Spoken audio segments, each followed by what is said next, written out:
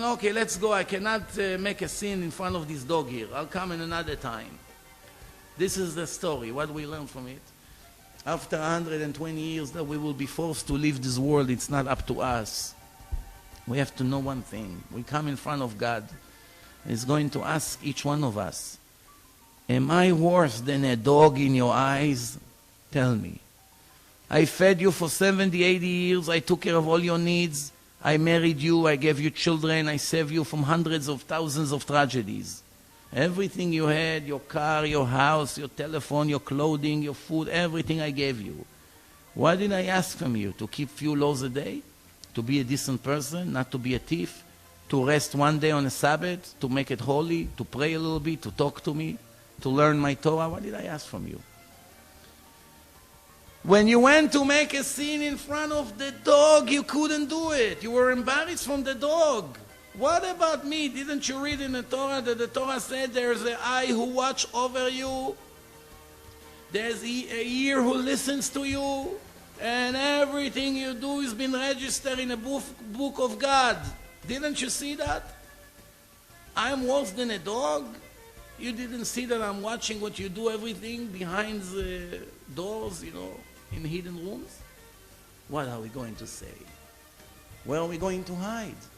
From the embarrassment. It's horrible. The shame, you can see in this life that is the worst punishment. A person will give any physical pain in order for him to save 1 minute of embarrassment. I'll give you an example. I'm sure you saw, once in your life at least, a boxing match. Two boxers hit one another. Usually one is falling and the other one is winning. It's called a knockout. What happened always to the boxer who loses? Once he falls on the floor, the referee counts until 10, and the fight is over, and there's a winner. He made a lot of money, he became the champ. What happened to the loser always? Pay attention next time if you watch. First thing he's trying to do is to grab the rope, climb back on his feet, and wave to the crowd. Wow, why? He's suffering horrible physical pain. His head is pounding, his back is breaking, can hardly see anything. He hears screaming noise. In 1 hour we're going to find that he died in a hospital, which happens occasionally. What was on his mind is only one thing: to avoid the 1 minute embarrassment. That's why he was doing everything he can to wave to the crowd. I am still standing. I wasn't defeated. Here I am. I'm still alive. I didn't lose by a lot. He did not knock me out. To save the 1 minute embarrassment, is willing to suffer for the rest of his life with his physical damage or the pain that he's having right now. It's irrelevant. Let me just prevent the embarrassment. The rest I don't care. We see it all the time. And the next life, the real punishment is the embarrassment, because that's it. It's not the world of lies like here. You can lie as much as you want and you get away with that. No. Over there, it's all going to be displayed. There's no way to run. Read the Torah, learn. I did not write it. People are running after money. They give everything they can. I once gave this story about a person that 70 years, he made a lot of money, and he made $100 million. He's 70 years old right now. 70 years old. And after 70 years, he's dead, he's sick. After 70 years, he's sick with cancer in a hospital. There's no cure for his disease. Comes a doctor, show him a little bottle and say, hey, I have the solution for your problem. I can cure you right away and get you out of the hospital tomorrow. See this bottle, it cost me $1 to make it. But I will charge you $99 million for that. I will leave you $1 million to live, don't worry. I won't make you starve. I'm a nice guy. I check your financials and I will sell you this cure for $99 million. Nobody knows about it. I only have it. That's why if you want it, buy it from me. The answer is, of course he would buy it. Nobody wants to die. When people, before they die, they beg for their life. I saw it many times in hospitals, how people die. how they beg, they have tears. They don't want to die. They give everything they have. So the question is, a person went to work when he was 20 years old.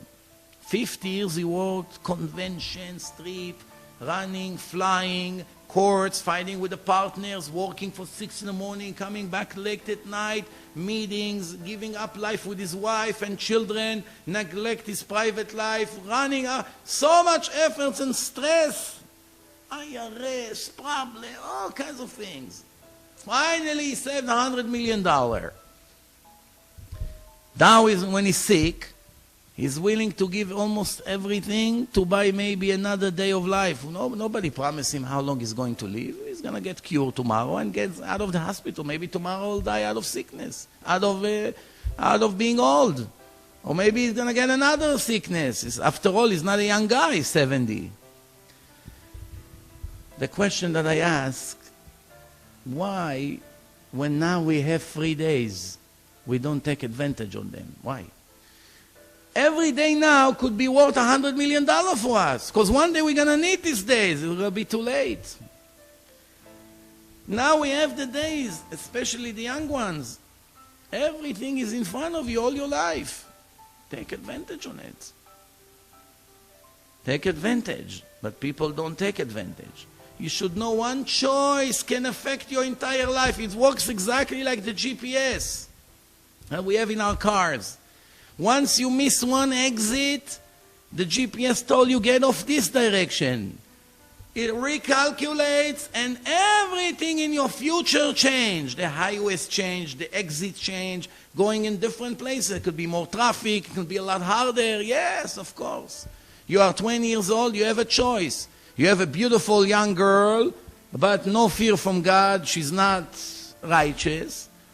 She's 20, you want to marry her, and you have a girl that is not so beautiful, but very righteous. You chose the beauty, you ignore the righteousness, you chose the beauty, your life will never be the same. With the righteous girl, you could have become a great rabbi and have yeshiva and have students and teach Torah, and your children are great, and eventually, the most important thing, you materialize your ticket for life of eternity. With the other girl, you're lucky if you even get there, in the lowest level. So you see the one choice affecting your eternity. Not only you, your children, it's a chain reaction. You know, there's an amazing story that we should learn a lot from it. When in the Holocaust, when the Americans and the Russians liberates the camps, one American Jewish soldier, his name was Winiger. He was going in a forest and he saw a 12-year-old Jewish boy running, very skinny, poor kid, hardly has clothes on him. He runs in the forest. The soldier runs after him with a gun. And he saw that the boy is digging under a tree and he's taking out a menorah, a Hanukkah menorah, a silver one. Was afraid maybe he's pulling out a gun or something to shoot at him, so he was nervous. Once he saw that it's only a menorah, the soldier called him and said, "Don't worry, I'm not going to hurt you. I'm also a Jew. I'm a Jew from America, from New York. I'm a soldier." So once the boy felt comfortable with him, the boy started to cry. "I lost my father, and I don't know what happened to my mother. They took her away, and probably she's also dead. I'm alone here. I don't have nowhere to go. I don't know what to do.